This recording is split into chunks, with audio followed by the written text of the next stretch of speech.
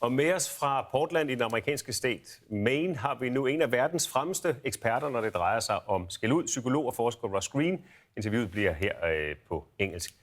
Welcome, Dr. Greene, and thank you for being with us. First of all, try to explain to our viewers what is the problem? What is it that children suffer when they are being scolded?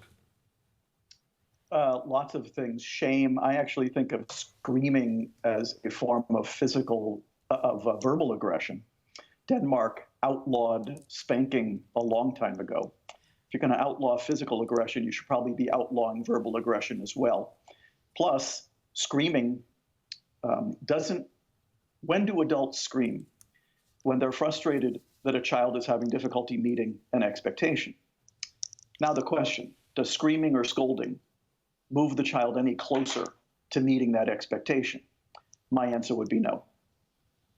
So what do we do? I mean, I guess every parent on the face of the earth can set themselves and see themselves in a situation where they're just about to lose it. So what do we do in order not to scream or yell? Well, the key here, and you know what, kids can be frustrating, let there be no doubt. And so it's understandable that we lose it some of the time and that we reach our limit. Here's the deal.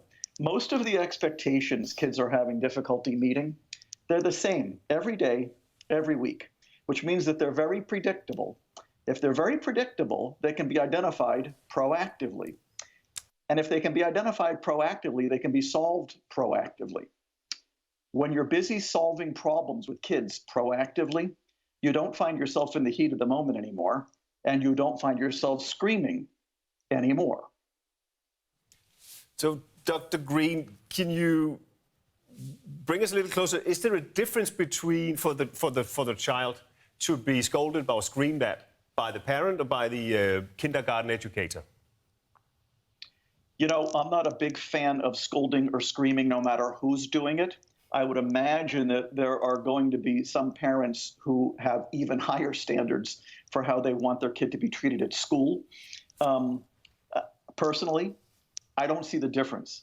Since I don't think screaming or scolding is an effective way to help kids meet the expectations that they're having difficulty meeting that cause us to scream at them or scold them in the first place, doesn't really matter who's doing it. It doesn't make any sense either way.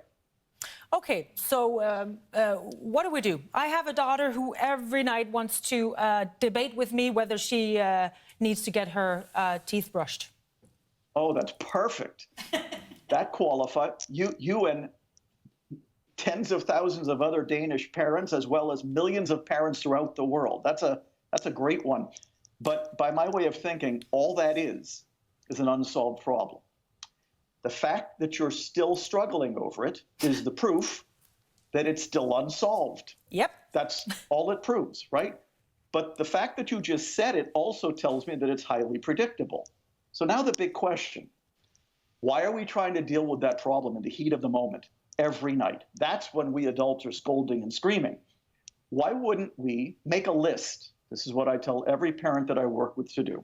Make a list of every expectation your child is having difficulty reliably meeting. And difficulty brushing teeth before going to bed at night would be on your list for your daughter. And then outside the heat of the moment, so you're not screaming and scolding, you and your daughter are sitting down to solve that problem collaboratively. You're finding out what's making it hard for her to brush her teeth before going to bed at night.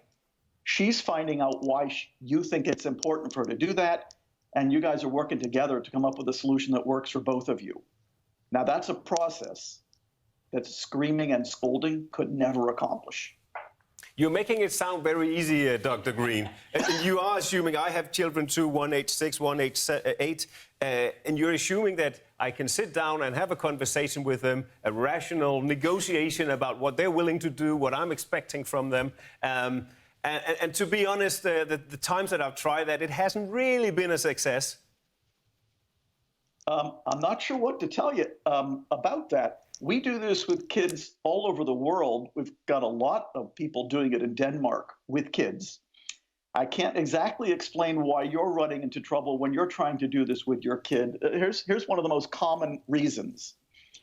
Often it's because adults are trying to talk with the kid about their behavior. challenging behavior, concerning behavior, instead of talking with them about the problems that are causing that behavior. So in the example that we just used, if you and your daughter are screaming at each other when she's having difficulty brushing her teeth before she goes to bed at night, and you're trying to talk with her about the screaming, you're talking about the wrong thing. What I'm talking about are the problems that are causing those concerning behaviors. Those are things kids will usually talk to you about. And in fact, generally speaking, kids are very eager to talk with you about those things because they've been waiting for a very long time for you to give them the chance. So I can't pinpoint exactly what's going wrong with your attempts to solve problems collaboratively and proactively with your kids.